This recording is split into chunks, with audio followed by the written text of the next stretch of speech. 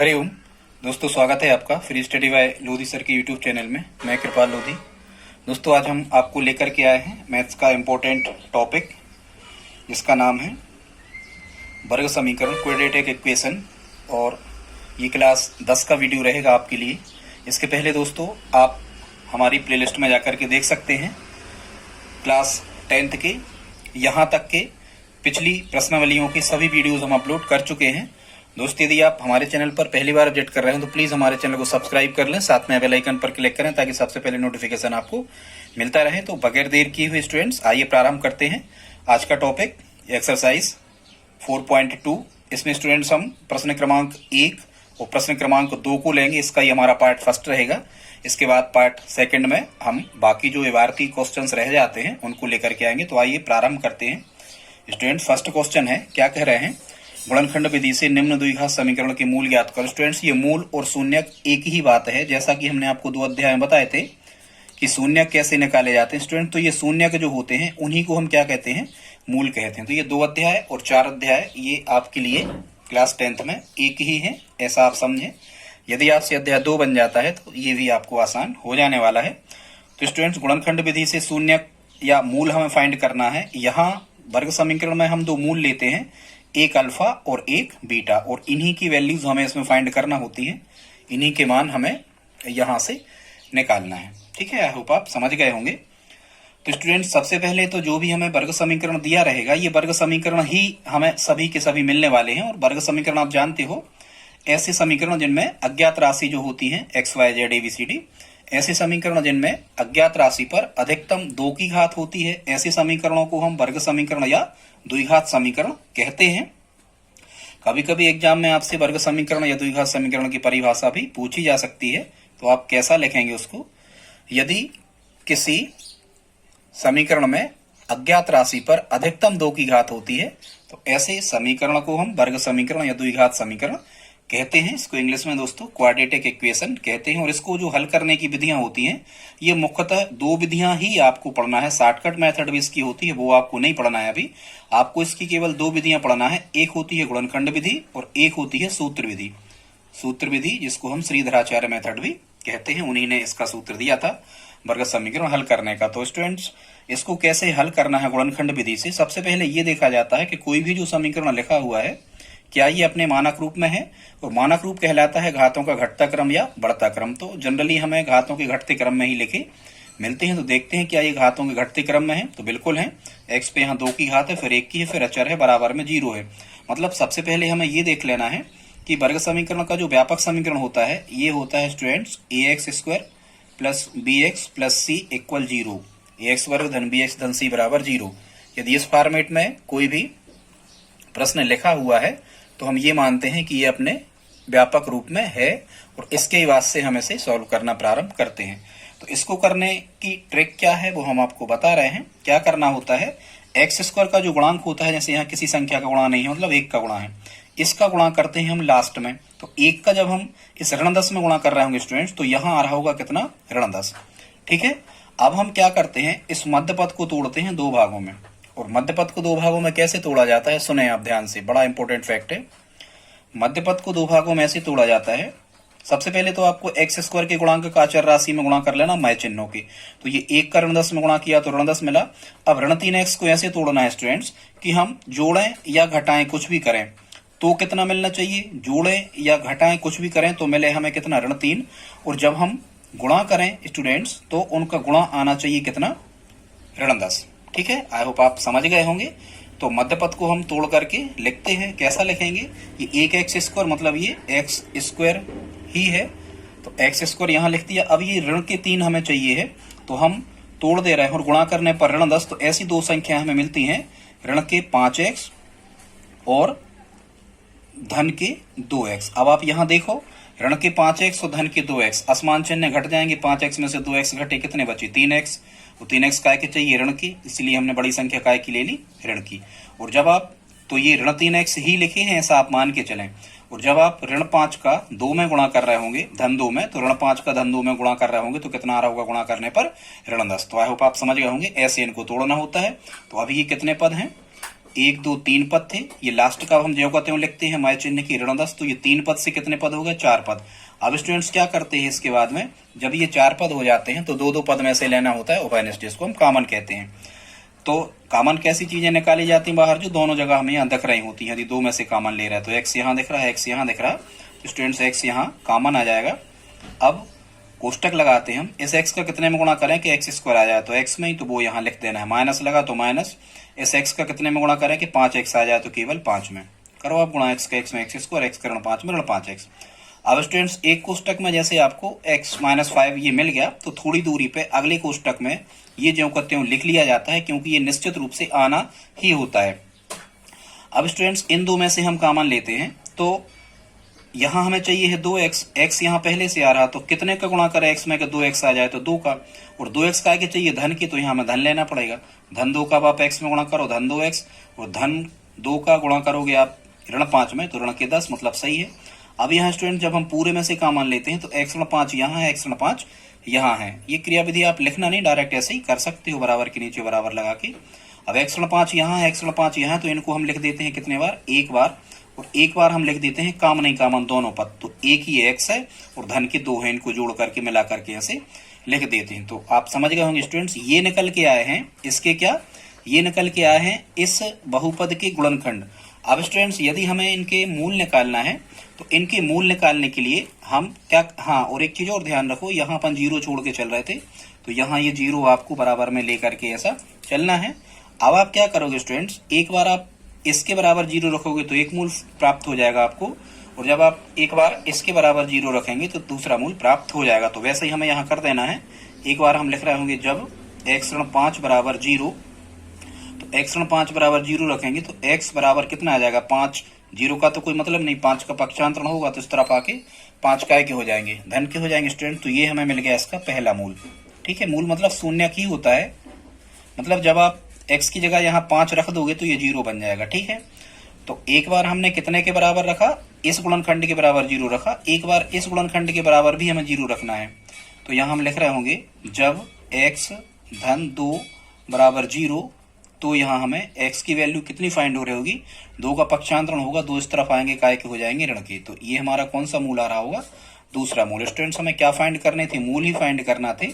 मतलब x के, देखो यहाँ x पे अधिकतम घात कितने की है, 2 की है, तो इसके 2 मूल ही हो सकते हैं। किसी भी समीकरण पर जितने की घात होती है उतने मूल या उतने मान उस अज्ञात राशि के निकल रहे होते हैं। तो यहाँ हमें आंसर में लिख देना है एक तो 5 और एक हमें लिख देना है कामा लगा करके ऋण 2। ठीक है स्टूडेंट्स, आप समझ गए होंगे। तो ये 2 क्या होंगे, इसके मूल होंगे। तो अब हम इसी प्रकार से जल्दी जल्दी आगे के प्रश्नों को देखते हैं। यदि दोस्तों यहाँ तक आपने हमारा वीडियो देखा है तो प्लीज इसे लाइक आप करते ही चले। दूसरा क्वेश्चन देखते हैं, वैसे ही गुणनखंड विधि से इसके मूल निकालना। 2 का गुणा करेंगे हम कितने में, 6 में, 0 में नहीं करना स्टूडेंट्स, ये तो 0 तो दूसरे पक्ष में। तो धन 2 का ऋण 6 में गुणा करेंगे तो गुणा करने पर हमें कितना आता है, ऋण 12। ठीक है, तो ऐसी इस धन x को ऐसे तोड़ना है कि हम गुणा करें तो ऋण 12 है, और जोड़ें और घटाएं तो धन की, यहाँ कुछ नहीं है तो 1 है। ठीक है, तो यदि हम जोड़ें और घटाएं तो कितना है, 1 आया। तो स्टूडेंट्स ऐसी जो संख्याएं हैं वो अब हमें मिल गई, इसको हम लिखेंगे 2x स्क्वायर। ये कैसे मिलती है किसी बड़े सवाल में हम आपको बताएंगे। अभी हाल तो आप एक बार जब करोगे तो अपने आप आपको ध्यान आ जाएगा कि कैसे तोड़ना है। तो इसको हम लिख सकते हैं स्टूडेंट्स कितना, धन के 4x, और इसको हम लिखेंगे ऋण के 3x। अब आप देखो धन 4x में से जब 3x घटेंगे तो 1x बचेगा, काय का, धन का बचेगा, क्योंकि बड़ी संख्या धन की हमने ली, वो धन का ही हमें चाहिए। और जब आप धन 4 का ऋण 3 में गुणा कर रहे होंगे तो धन 4 का ऋण 3 में गुणा, यहाँ ऋण 12 आ रहा होगा। ठीक है, आप समझ गए, गुणा करने पर ऋण 12 बिल्कुल आ रहा, इनको लेने पर, और जोड़ने घटाने पे 1 बिल्कुल आ रहा। ठीक है, तो ये ऋण 6 जो कितने वो बराबर कितना, 0। यहाँ बीच में बराबर है तो शुरू में फिर इंडिकेटर लगेगा, सूचित करता।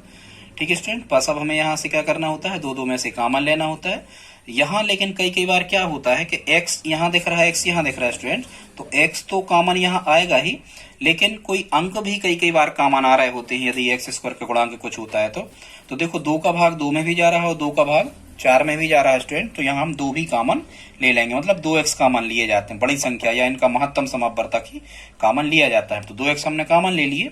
अब क्या करना है, 2x का कितने में गुणा करें कि 2x स्क्वायर आए, तो केवल x में ही करो आप, x का x में हो जाएगा x स्क्वायर, 2 एकम 2 आ गया। 2x का आप कितने में गुणा करें कि धन के 4x आए, तो आप कहोगे धन के 2 में। 2x का धन 2 में होगा तो 4x। अब हमने क्या बताया था, जैसे इस कोष्टक में x धन 2 आ गया तो थोड़ी दूरी पे आपको x धन 2 ऐसे लिख लेना, वो तो आ ही रहे होंगे। अब इन दो में से कॉमन लेना है, यहाँ चाहिए हमें 3x, तो यदि हम यहाँ 3 कॉमन लेते हैं स्टूडेंट्स तो 3 का x गुणा होगा तो 3x आएगा, लेकिन 3x ऋण के चाहिए तो चिन्ह भी तय हो जाता है, यहाँ ऋण लेना पड़ेगा। ऋण 3 का x में करेंगे तो ऋण 3x, ऋण 3 का गुणा धन 2 में करेंगे तो ऋण 6। सही आ गए, और बराबर में ये 0 चलने दो। अब हमने क्या कहा था कि दो कोष्टक जब आपको एक से मिल जाते हैं तो आपको क्या करना है, अब ये गुणनखंड निकल आए, x धन 2 पूरे में से कॉमन लेते हैं तो इनको आपको एक बार लिख देना है, और एक बार लिख देना है आपको ये 2x कॉमन ही कॉमन, ये 2x और ऋण के 3, और बराबर में क्या चल रहा है 0। इसे कोई भी समीकरण दे दें। अब बस ये गुणनखंड आ गया, यहाँ से हम आसानी से मूल निकाल सकते हैं। एक बार x धन 2 बराबर 0 रखेंगे तो एक मूल निकल आएगा, एक बार हम 2x ऋण 3 बराबर 0 रखेंगे तो दूसरा मूल निकल आएगा, वही हमारे आंसर होंगे। तो हम लिखते हैं जब x धन 2 बराबर 0 तो x बराबर कितना मिलेगा, 2 इस तरफ आएंगे कितना ऋण 2, ये एक मूल हो गया। और एक बार हम रखेंगे 0 काय के बराबर 2x ऋण 3 बराबर, तो जब 2x ऋण 3 बराबर 0 तो 2x बराबर 0 जो होंगे तो 3 इस तरफ आए काय के होगा धन के हो गए, इसलिए जब x की वैल्यू फाइंड कर रहे होंगे तो कितना आ जाएगा 3/2, ये दूसरा मूल। यहाँ स्टूडेंट्स लास्ट में जाके हमें आंसर लिख देना है, एक मूल है ऋण 2 और एक मूल है 3/2, मतलब ये x के मान यहाँ हमने सीधी सी बात यहाँ समीकरण को हल कर लिया। यदि कभी आ गया कि इसको हल करो, ठीक है, तो हमें कुछ नहीं करना है, क्या करना है x की वैल्यू ही फाइंड करना होती है। आई होप आप समझ गए होंगे स्टूडेंट्स, ये 2 क्वेश्चन हो गए, बस आप थोड़ी देर और हमारे साथ रहें, हम सभी क्वेश्चन एक एक करके आपको बता रहे हैं। अगला देखते हैं स्टूडेंट्स, प्रश्न क्रमांक 3 है।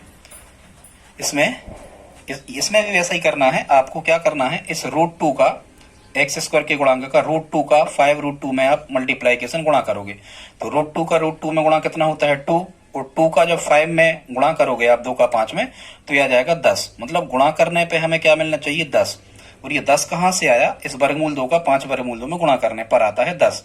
तो जब हम गुणा करेंगे तो हमें हाँ 10 काय के चाहिए, धन की चाहिए गुणा पे, ठीक है, धन का धन में धन, और जब हम जोड़ें या घटाएं तो हमें कितना मिलना चाहिए, धन की 7 मिलना चाहिए, ठीक है, ये शर्त है। तो अब 7x को तोड़ो ऐसे कि जोड़ें या घटाएं तो 7 मिले, और गुणा करें तो कितना मिले, धन के 10। तो लिखते हैं ज्यों कहते हो यही, मतलब यहाँ तो √2 ही आने वाले हैं, √2 स्क्वायर। 7x को 2 पदों में हम कैसे तोड़ सकते हैं स्टूडेंट, चाहे 2x धन 5x लिख लो या 5x धन 2x लिख दो, बात एक ही है, ठीक है स्टूडेंट्स। तो धन के 5 और धन के 2 धन के 7x हो जाएंगे, ठीक है, और धन 5 का धन 2 में गुणा होगा तो धन के 10 हो जाएंगे। तो ऐसे तोड़ लेना है, ये 5 वर्गमूल 2 ज्यों के त्यों रहते हैं और बराबर में 0, ठीक है स्टूडेंट्स। अब हमें जब 4 पद मिल जाते हैं तो नियम क्या है, हम 2 में से कॉमन लेने लगते हैं, वेनेस्ट। तो यहाँ देखो, यहाँ तो केवल x ही कॉमन मिल रहा, क्योंकि ऐसी कोई संख्या नहीं है जिसका भाग वर्गमूल 2 में भी जा रहा हो और 5 में भी जा रहा हो। तो यहाँ दोनों जगह हमें x दिख रहे हैं, यहाँ से हम x कॉमन ले लेते हैं। x का कितने में गुणा करें हम कि वर्गमूल 2x स्क्वायर आ जाए, तो इसका स्टूडेंट्स हम कर रहे होंगे वर्गमूल 2x में, प्लस इस x का किस संख्या में गुणा करेंगे, 5x आ जाए तो यहाँ लिखेंगे हम 5, ठीक है। x का वर्गमूल 2x में वर्गमूल 2x स्क्वायर, x का 5 में गुणा 5x। हमने क्या बताया था, एक कोष्टक में जो आ जाता है अगले कोष्टक में आपको जो कहते हैं वही के वही लिखना है, हमारे वर्गमूल 2x धन 5 आप यहाँ फिर लिखेंगे। अब यहाँ से हमें क्या करना है स्टूडेंट्स, यहाँ से हमें फिर से कॉमन लेना है, ठीक है। तो आप देखो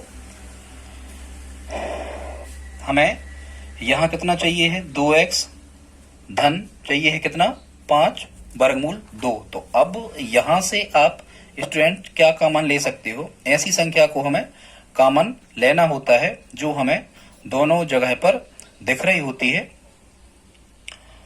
तो यहाँ पर हमें दोनों जगह पे क्या दिख रहा है, 2 धन 5 वर्गमूल 2। अब यहाँ थोड़ा सा डिफिकल्ट है, अब वो डिफिकल्ट कैसा है स्टूडेंट्स कि यहाँ से आप √2 भी कॉमन ले सकते हो। देखो कैसा हम कह रहे थे स्टूडेंट, यदि यहाँ से आप √2x नहीं √2 कॉमन लेते हो, कैसा देखो, यदि आप √2 कॉमन लेते हो तो जब √2 का √2 में गुणा करोगे तो कितना आ जाएगा, 2 आ जाता है, ठीक है। और यहाँ चिन्ह क्या चाहिए हमें, धन, तो धन लगा दो। वर्गमूल 2 का जब वर्गमूल 2 में आप गुणा करोगे स्टूडेंट्स तो कितना आ जाएगा, यहाँ 2x आ जाएगा ये, और वर्गमूल 2 का जब आप धन 5 में गुणा करोगे तो धन के 5 वर्गमूल 2, ठीक है, आप समझ गए होंगे, बराबर में कितना 0। अब क्या करोगे, ये वर्गमूल 2x धन 5 वर्गमूल 2x धन 5 एक बार लिख लो इनको, पूरे में से जब कॉमन लेंगे तो √2x प्लस 5 एक कोष्टक में लिखेंगे आप, और एक बार कॉमन है कॉमन, तो ये x और प्लस √2 एक बार लिखेंगे, बराबर में क्या चल रहा, 0। अब आपको क्या करना है, इनके अलग अलग आपको 0 रख देना है। एक बार अपन लिखेंगे जब √2x प्लस 5 इक्वल 0, तो यहाँ √2x बराबर 5 इस तरफ आके काय के हो रहे होंगे, माइनस के हो रहे होंगे, और जब आप केवल x की वैल्यू फाइंड करेंगे तो ऋण 5/√2 यहाँ नीचे आ जाएंगे स्टूडेंट्स। तो ये क्या निकल के आया हमारा, ये निकल के आया पहला मूल। ठीक है, जब आप दूसरा मूल निकाल रहे हो तो एक बार हमने क्या किया, इसके बराबर 0 रखा, एक बार इसके बराबर, ये गुणनखंड जो निकल आते हैं इन्हीं के बराबर 0 रख के हम दो मूल निकाल देते हैं। तो जब हम यहाँ नीचे करना, आप यहाँ जब हम x प्लस √2 इक्वल 0 यहाँ पर रख रहे होंगे, तो यहाँ 0 का तो कोई मतलब नहीं, √2 इस तरफ आए तो इनका सिंबल क्या हो रहा होगा, ऋण, मतलब x बराबर माइनस √2 आ रहा है। तो आई होप आप समझ गए होंगे। ये हमारे दो मूल निकल आए, ये सेकंड मूल निकल आया। पहला कितना निकला है, ये निकला है ऋण 5/√2 कामा लगा के। दूसरा कितना निकला है, दूसरा निकला है स्टूडेंट्स यहाँ पर -2। ठीक है, तो ये क्या होगा, इसके दो मूल हो गए। आंसर को इस प्रकार से आप लिखते हैं तो पूरे अंक आपको मिलेंगे। ये जांचने वाले केवल आंसर ही देख के जल्दी आगे बढ़ जाते, पूरा चेक नहीं करते। आई होप आप समझ गए होंगे।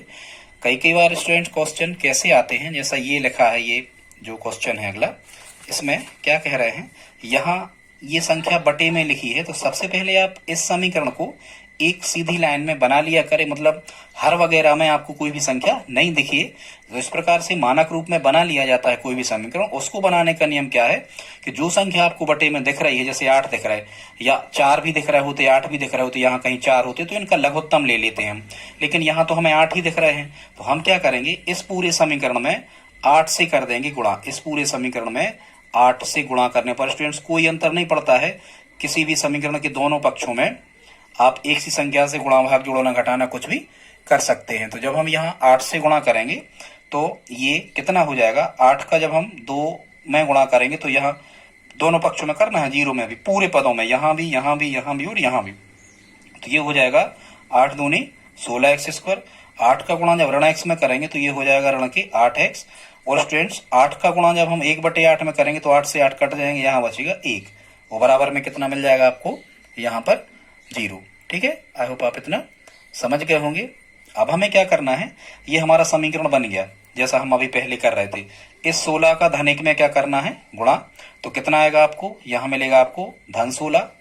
मतलब हम स्टूडेंट्स क्या करें, गुणा यदि करें तो हमें धन के 16 मिले, वो जोड़ने या घटाने पे हमें ऋण के 8 मिले। ये ऐसी दो संख्याएं हमें ढूंढना है। अभी हम बताएंगे, अभी तो ऐसे करते जाओ इनको कैसे ढूंढते हैं। ठीक है, गुणनखंड निकाल के ढूंढते हैं, 16 के गुणनखंड निकालेंगे, आ जाएगा सब। खैर अभी तो समझ में आ रहा है। तो इसको हम कैसा लिखेंगे, 16x², और इसको हम लिखेंगे स्टूडेंट्स ऋण के 4x और ऋण के 4x, मतलब ऋण 8x को हम ऐसा लिख सकते तोड़ के, ऋण 4x समान चिन्ह जोड़ते हैं, ये ऋण के 8x हो जाएंगे, और ऋण 4 का जब ऋण 4 में गुणा करोगे तो धन के 16 आ जाएंगे। तो ठीक है, जोड़ने घटाने पर ऋण 18, गुणा पे धन 16, तो ऐसा हम तोड़ देंगे। ये धन एक ज्यों का त्यों रहेगा, ये बाद का ज्यों का त्यों लिखते हैं। यहाँ दो में से हमेशा क्या लेना है, कॉमन लेना है। तो यहाँ देखो x तो कॉमन आ ही रहे हैं, दोनों जगह है, x तो आ ही रहे कॉमन, तो x तो ले लो। लेकिन कई बार यदि यहाँ कोई गुणांक होता है तो अंक भी कॉमन आते हैं।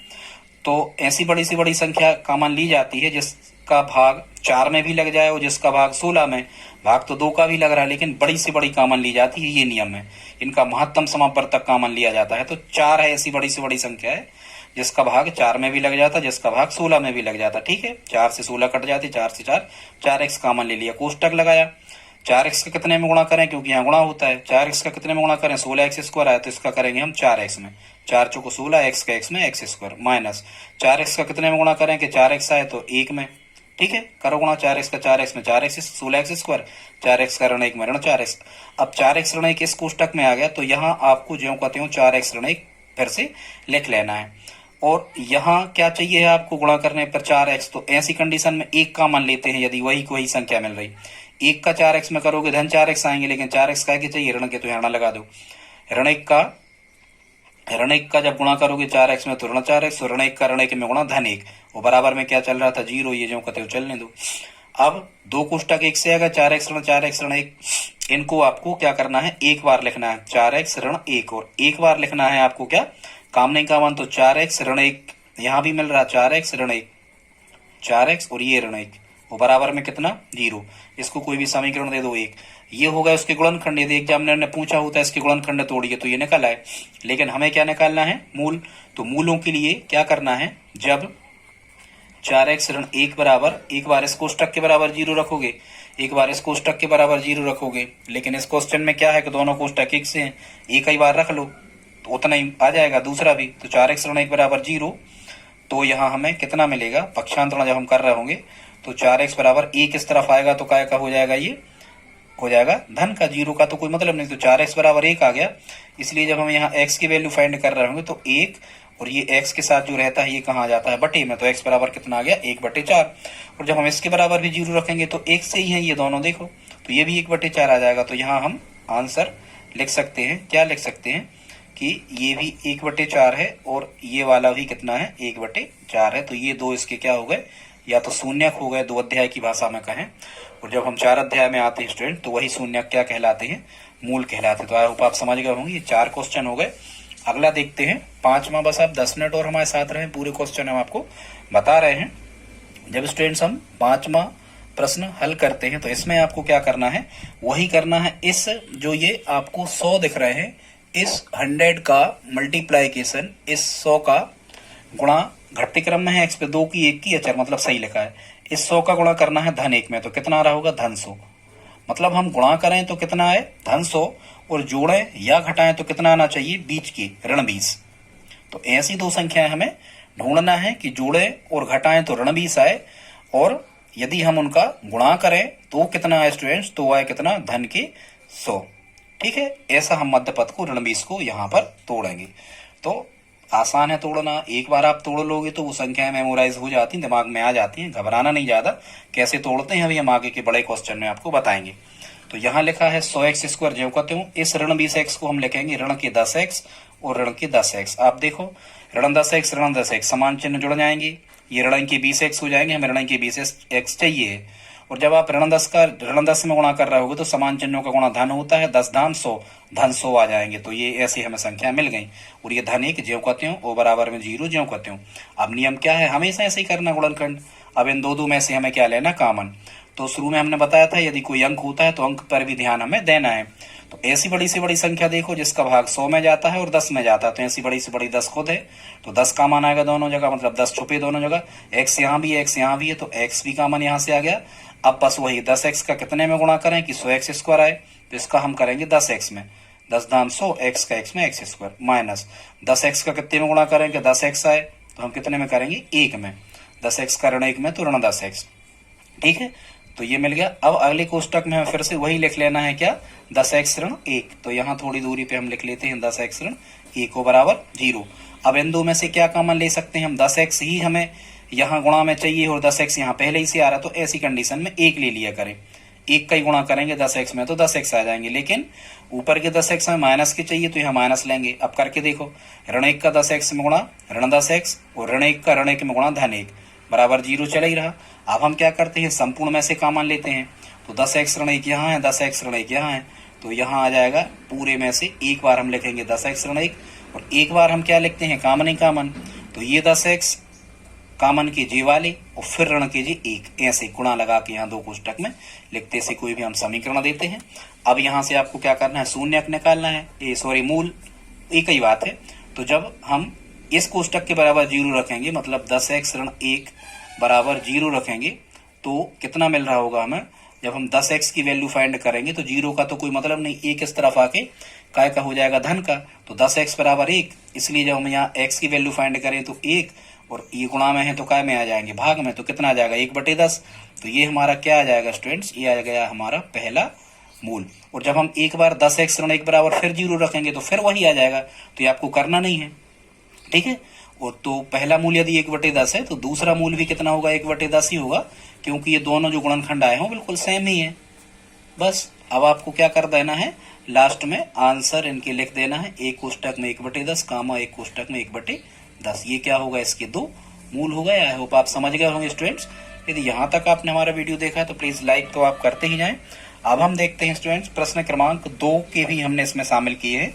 यहाँ भी कुछ नहीं करना है, यहाँ भी आपको गुणनखंड ही तोड़ना है। कह रहे हैं गुणनखंड विधि से इनको हल कीजिए। क्वेश्चन है एक्स स्क्वायर ऋण 45x धन 324, वही करेंगे। इसका गुणांक 1 है, घटते क्रम में है 2 की 1 की अचर, बिल्कुल सही लिखे। 1 का गुणा करेंगे 324 में, तो गुणा कितना आएगा 324। ठीक है स्टूडेंट्स, काय का, धन का।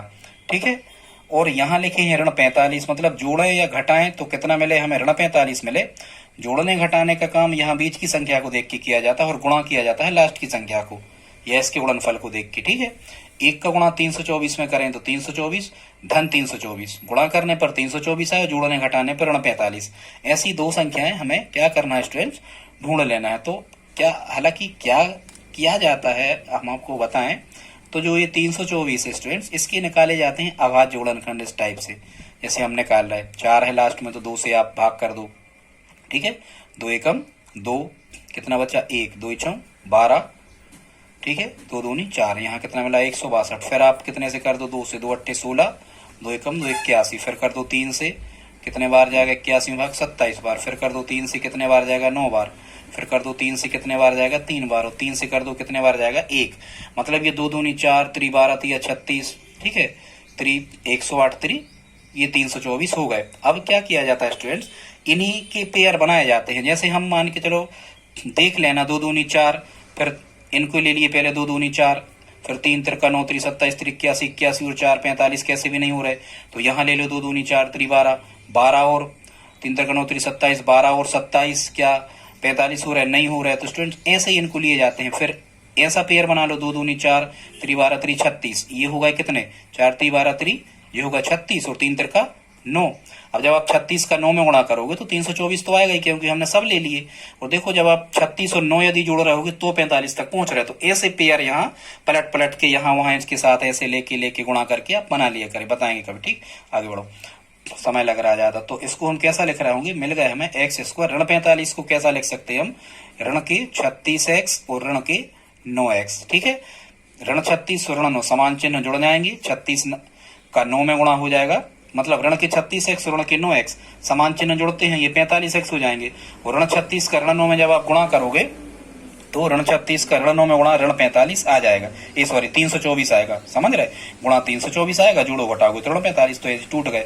324 यहाँ में ज्यों कितने लिखना, बराबर में 0 हमें ज्यों कितने लिखना।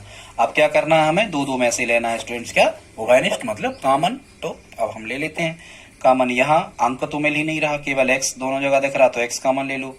x का कितने में गुणा करें, एक्स स्क्वायर आ जाए तो x में, तो वो यहाँ लिख दो ऋण। x का कितने में गुणा करें 36x आ जाए तो 36 यहाँ लिख दो, ये 36x होगा। अगले कोष्टक में x ऋण 36 पहले इसे लिख दो।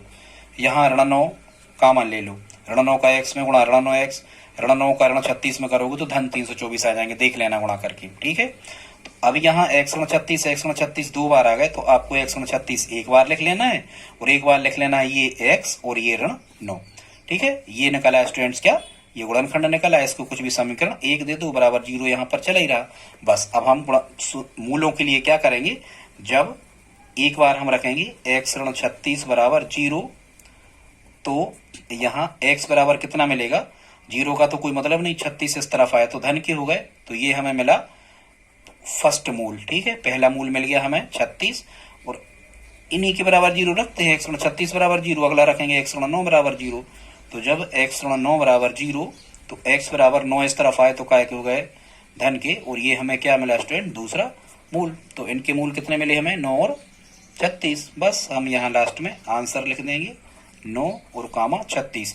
और एक चीज और आप कंफ्यूजन हो रहा होगा कि 36 पहले लिखें या 9, स्टूडेंट कुछ भी पहले लिख दिया करे, आंसर सही आता है, यहाँ कोई दिक्कत नहीं। ठीक है, बाद में सुधर जाता। तो ये दूसरा का हमने पहला क्वेश्चन बता दिया स्टूडेंट्स। अब हम एक क्वेश्चन और बचा है, बस आप 5 मिनट और हमारे साथ रहें, इसको भी हम आपको बता देते हैं। इसको भी गुणनखंड विधि से ही हमें क्या करना है, सॉल्व कर लेना है। एक का ये घटते क्रम में लिखे हैं, मतलब सही है। एक का हमने 750 धन में गुणा किया, धन 750 में, तो आ गए धन के 750। मतलब हम गुणा करें तो हमें धन 750 चाहिए, और जोड़ने या घटाने पे कितना चाहिए, ऋण 55। जोड़ने या घटाने पे कितना चाहिए, ऋण 55। अब 750 गुणनखंड तोड़ के देख लेना, अभी हाल हम आपको बता दे रहे हैं कि ये कैसे टूट सकते हैं। तो इनको हम तोड़ रहे हैं एक्स स्क्वायर, और मतलब ऋण 55 को कैसे तोड़ना है कि जोड़ें या घटाएं, तो ऋण 55 आए, गुणा करें तो 750 आए। तो इसको स्टूडेंट्स हम तोड़ रहे हैं ऋण के 30x और ऋण के 25x। अब आप ऋण 30 और ऋण 25 जोड़ना, समान चिन्ह है, यदि ये समान चिन्ह है तो क्या हो जाएंगे, ये जुड़ जाएंगे। ऋण के 30 और ऋण के 25 ऋण के 55 हो जाएंगे। और ऋण 30 का आप ऋण 25 में गुणा करना तो 25 3 देखो 75 ही आ रहा है, गुणा करने पे 750 ऐसे टूट जाते। तो 3 पद के कितने पद हो गए, ऋण 55 को हमने इन 2 पदों में तोड़ दिया, ऋण 30 और ऋण 25 में धन 750 जाओगे तो 3 पद के कितने पद हो गए स्टूडेंट, 4 पद बराबर 0 चलने दो। यहाँ 2 2 में से हम क्या लेंगे, कॉमन। एक्स यहाँ दोनों जगह है तो एक्स कॉमन, एक्स का कितने में गुणा करें, एक्स स्क्वायर आ जाए एक्स में, एक्स का कितने में गुणा करें 30 एक्स आ जाए 30 में, एक कोष्टक में एक्स ऋण 30 करो गुणा एक्स का एक्स में, एक्स स्क्वायर एक्स का ऋण 30 में ऋण 30 एक्स। फिर हमने क्या बताया, वही एक्स ऋण 30 एक कोष्टक में आ गए। अगले में फिर आपको ऐसे ही ऐसे फिर लिख लेना है। अब यहाँ लेकिन कॉमन लेना है, यहाँ ऋण 25 एक्स चाहिए है, एक्स पहले से दिख रहा है, ऋण 25 और ले लो, कॉमन आ ही रहे होंगे। ऋण 25 का एक्स में करो गुणा ऋण 25 एक्स, और ऋण 25 का ऋण 30 में करो तो धन 750 आ गए, सही है, मतलब बराबर 0। अब हम क्या करते हैं, पूरे में से कॉमन लेते हैं, तो एक्स ऋण 30 यहाँ है, एक्स ऋण 30 यहाँ है, तो एक्स ऋण 30 को लिखो एक कोष्टक में और एक कोष्टक में लिखते हैं हम काम नहीं कॉमन, तो ये एक्स और ऋण के 25 ये जो कितने हो बराबर में कितना चल रहा है 0, से दे दो कोई समीकरण। बस यहाँ से अब क्या निकालना, हमें मूल निकालना। तो मूल निकालने के लिए जब एक बार तुम एक्स ऋण 30 बराबर कितना रख दो 0, तो x बराबर 0 का तो कोई मतलब नहीं, 30 इस तरफ आएंगे तो काय के हो जाएंगे स्टूडेंट, 30 इस तरफ आएंगे तो हो जाएंगे काय के, धन के। तो ये आ गया हमारा कौन सा, फर्स्ट मूल, ये हमारा पहला मूल आ गया। और जब एक बार काय के बराबर 0 रखा, एक बार x ऋण 30 के बराबर 0 रखा, एक बार x ऋण 25 के बराबर 0 रखो, तो जब x ऋण 25 के बराबर हम 0 रखेंगे तो यहाँ x बराबर 25 इस तरफ आएंगे तो काय के हो जाएंगे, धन के। तो ये हमारा कौन सा मूल आ रहा होगा, ये हमारा सेकंड मूल मतलब दूसरा मूल आ रहा होगा। बस लास्ट में हमें क्या करना, केवल इनके आंसर लिखना। तो पहला मूल 30 निकला था और दूसरा मूल 25 निकला था, तो 30 और 25 क्या आ रहा होंगे, आंसर होंगे स्टूडेंट्स। ये पार्ट फर्स्ट था। अभी कुछ इबारती प्रश्न 4.2 के 4-5 प्रश्न रह गए हैं, इसको हम पार्ट 2 में आपके सामने बहुत जल्दी लेकर के आएंगे। दोस्तों आज का वीडियो अच्छा लगा तो प्लीज लाइक कर दें, और कैसा लगा वीडियो दोस्तों आप प्लीज हमें कमेंट बॉक्स में लिख करके जरूर बताएं। और यदि स्टूडेंट्स आप हमारी हेल्प करना चाहें, हेल्प करें आप हमारी, स्टूडेंट्स हम इतनी मेहनत आपके लिए करते हैं, तो आप हमारे इस वीडियो को अपने स्टडी ग्रुप में दोस्तों के साथ में शेयर जरूर करें। मिलते हैं अगली वीडियो में, तब तक के लिए जय हिंद जय भारत।